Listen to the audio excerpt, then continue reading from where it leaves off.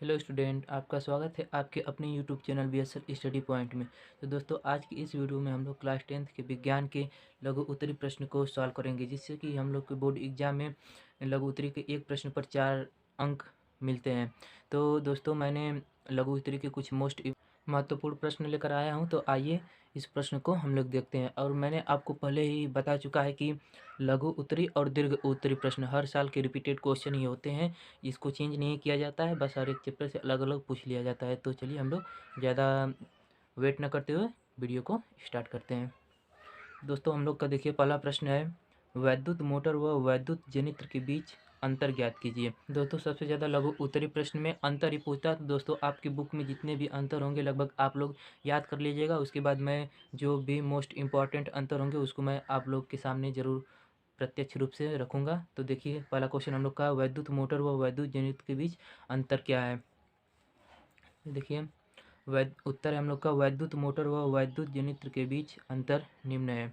एक साइड हम लोग दोस्तों ब्लैक पेन से वैद्युत मोटर, एक साइड ब्लैक पेन से हम लोग वैद्युत जनित्र हेडिंग डालेंगे और उसके बाद दोनों के अंतर हम लोग लिखेंगे। देखिए वैद्युत मोटर में पहला अंतर है, यह वैद्युत ऊर्जा को यांत्रिक ऊर्जा में परिवर्तित करता है। तो वैद्युत जनित्र क्या करता है, यह यांत्रिक ऊर्जा को वैद्युत ऊर्जा में परिवर्तित करता है। ठीक इसका उल्टा, यह वैद्युत ऊर्जा को यांत्रिक ऊर्जा में परिवर्तित करता है, यह यांत्रिक ऊर्जा को वैद्युत ऊर्जा में परिवर्तित करता है। उसके बाद सेकेंड अंतर है, कुंडली को बाह्य स्रोत द्वारा धारा दी जाती है वैद्युत मोटर में, जबकि वैद्युत जनित्र में कुंडली चुंबकीय क्षेत्र में घूर्णन करती है। उसके बाद हम लोग का दोस्तों तीसरा अंतर है, कुंडली में वैद्युत धारा प्रवाहित करने पर कुंडली पर एक बलयुग्म कार्य करता है, और इसमें है कुंडली के चुंबकीय क्षेत्र में घूर्णन करने से चुंबकीय फ्लक्स के मान में परिवर्तन होता है। और उसके बाद चौथा अंतर दोनों में सबसे मेन है, यह फ्लेमिंग के बाएं हाथ के नियम पर कार्य करता है, जबकि वैद्युत जनित्र फ्लेमिंग के दाएं हाथ के नियम पर कार्य करता है।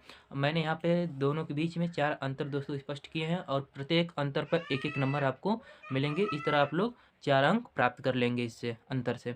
उसके बाद दोस्तों हम लोग अपना अगला क्वेश्चन देखते हैं।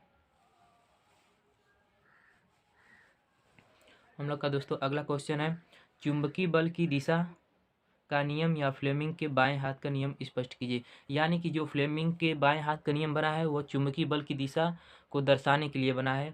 तो आइए देखिए कैसे। तो देखिए, फ्लेमिंग के नियमानुसार यदि हम अपने बाएं हाथ के अंगूठे को इस प्रकार फैलाएं कि सात तर्जनी और मध्यमा भी परस्पर लंबवत हो, तर्जनी चुंबकीय क्षेत्र की दिशा को तथा दूसरी अंगुली जिसको हम लोग मध्यमा बोल रहे हैं धारा की दिशा को व्यक्त करे, तो अंगूठा चुंबकीय बल की दिशा को प्रदर्शित करेगा। देखिए दोस्तों, ये मेरा बायां हाथ है, ये मैंने अंगूठा और ये तर्जनी और ये हमारा जो मध्यमा उंगली है, तीनों को इस प्रकार मैंने दोस्तों फैलाया है कि मेरे तीनों उंगलियां परस्पर लंबवत है। तो ये जो दोस्तों मेरा अंगूठा है यह बल की दिशा को प्रदर्शित करेगा, ये बल की दिशा को प्रदर्शित करेगा, यह चुंबकीय क्षेत्र की दिशा को प्रदर्शित करेगा, और दोस्तों यह जो मेरी बीच वाली मध्यमा उंगली है यह विद्युत धारा की दिशा को प्रदर्शित करेगी।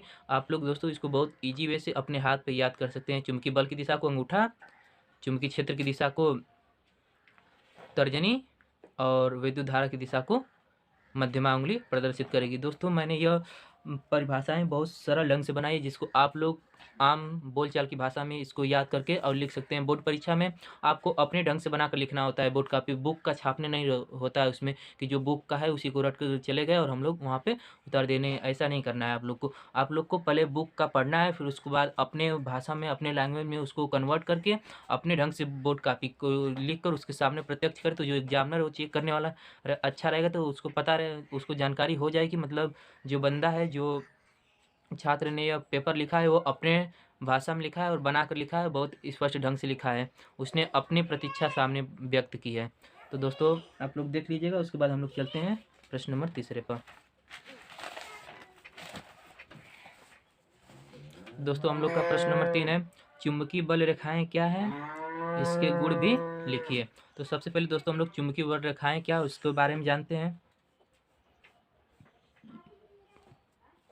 तो देखिए चुंबकीय बल रेखाएं दोस्तों हम लोग हेडिंग सबसे पहले डालेंगे, उसके बाद लिखेंगे चुंबकीय क्षेत्र में चुंबकीय बल रेखा वह वक्र है जिस पर काल्पनिक स्वतंत्र एकांक उत्तरी ध्रुव गमन कर सकता है। दो बल रेखाएं कभी एक दूसरे को नहीं काटती। इसके आइए दोस्तों हम लोग गुण देखते हैं। चुंबकीय क्षेत्र रेखाएं एक वक्र बनाती हैं। आपको मैं बता दूं कैसे ये वक्र बनाती हैं। देखिए दोस्तों, चुंबकीय क्षेत्र रेखाएं एक वक्र बनाती हैं। ये हम लोग का चुंबक ये N है और ये S है।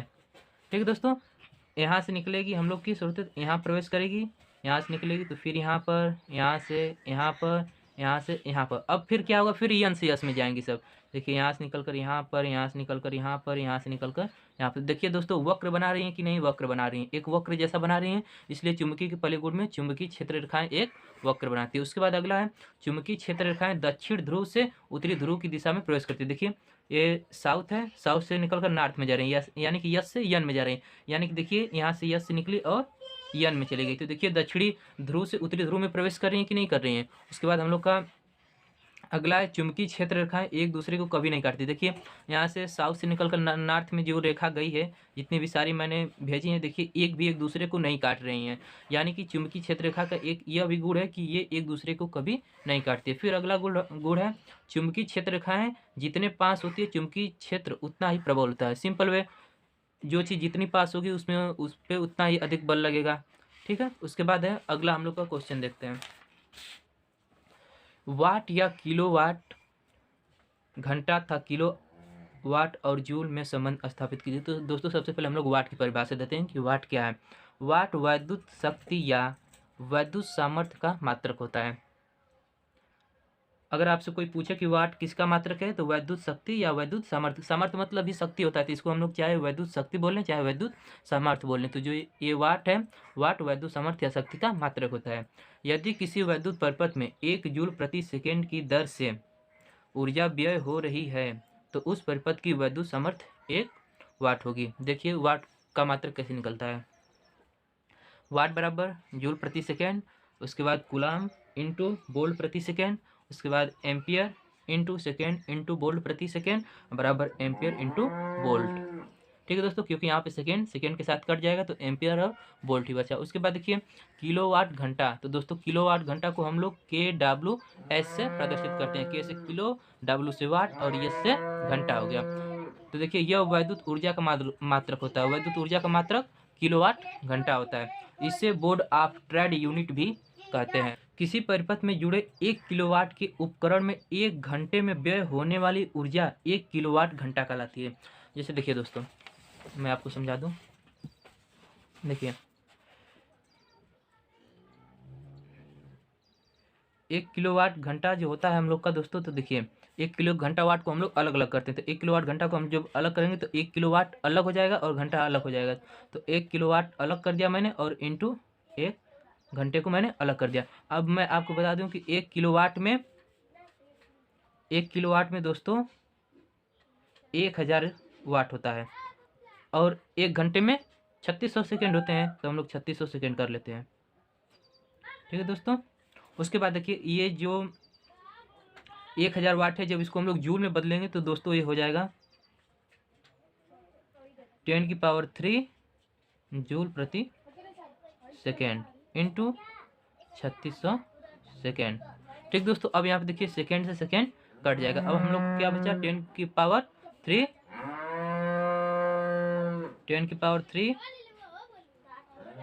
Joule into 3600। इसको जब दोस्तों हम लोग आपस में मल्टीप्लाई करेंगे तो ये बनकर तैयार होगा 3.6 इंटू 10⁻6 जूल।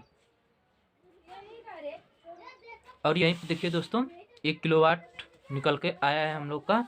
1 किलोवाट बराबर 3.6 इंटू 10⁻6 जूल। उसके बाद दोस्तों हम लोग अपने अगले क्वेश्चन पर चलते हैं। हम लोग का दोस्तों अगला क्वेश्चन है, वैद्युत सामर्थ्य से आप क्या समझते हैं? सिद्ध कीजिए कि किसी वैद्युत बल की सामर्थ्य प्रतिरोध के व्युत्क्रमानुपाती होती है। तो देखिए दोस्तों, सबसे पहले हम लोग वैद्युत सामर्थ्य का परिभाषा देंगे। तो वैद्युत सामर्थ्य का परिभाषा क्या है? किसी वैद्युत परिपथ में वैद्युत ऊर्जा व्यय होने की दर को वैद्युत सामर्थ्य कहते हैं।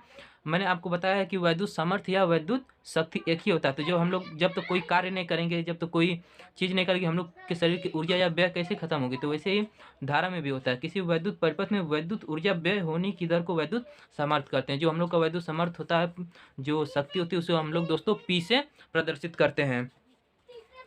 वैद्युत सामर्थ्य बराबर दोस्तों होता है जूल अपान समय, और वैद्युत सामर्थ्य को हम लोग पी से प्रदर्शित करते हैं। तो देखिए हम लोग इसमें एक चीज़ और हम लोग को सिद्ध करना था कि सिद्ध कीजिए कि किसी वैद्युत बल की सामर्थ्य प्रतिरोध के व्युत्क्रमानुपाती होती है दोस्तों। तो हम लोग इसको सिद्ध करते हैं। तो सबसे पहले हम लोग मानेंगे दोस्तों, यदि किसी वैद्युत परिपथ में चालक तारों के सिरों के बीच विभवांतर V वोल्ट तथा उसमें प्रवाहित धारा I एम्पियर हो, तो वैद्युत परिपथ की वैद्युत शक्ति P = V × I हो जाती है।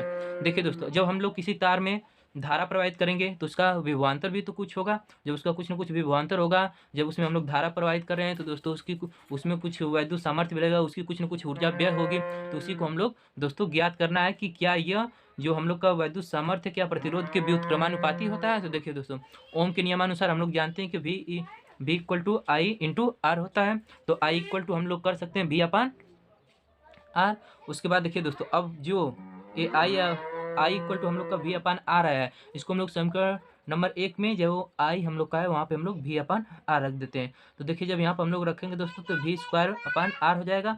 अर्थात जो हम लोग का ये P अर्थात बोले तो वैद्युत जो सामर्थ्य हम लोग का दोस्तों, यह व्युत्क्रमानुपाती है प्रतिरोध की। देखिए 1/R, R से हम लोग प्रतिरोध को प्रदर्शित करते हैं। इसमें जो V है वो स्थिर है, यानी कि वो कोई कार्य नहीं कर रहा है। तो दोस्तों आज का वीडियो मैं यहीं पे समाप्त करता हूँ। अगर दोस्तों आपको वीडियो अच्छी लगी हो तो लाइक, शेयर और कमेंट करना ना भूलें। और मैं इस पे लघु उत्तरीय प्रश्न पे और भी मैं प्रश्न लेकर आने वाला हूँ।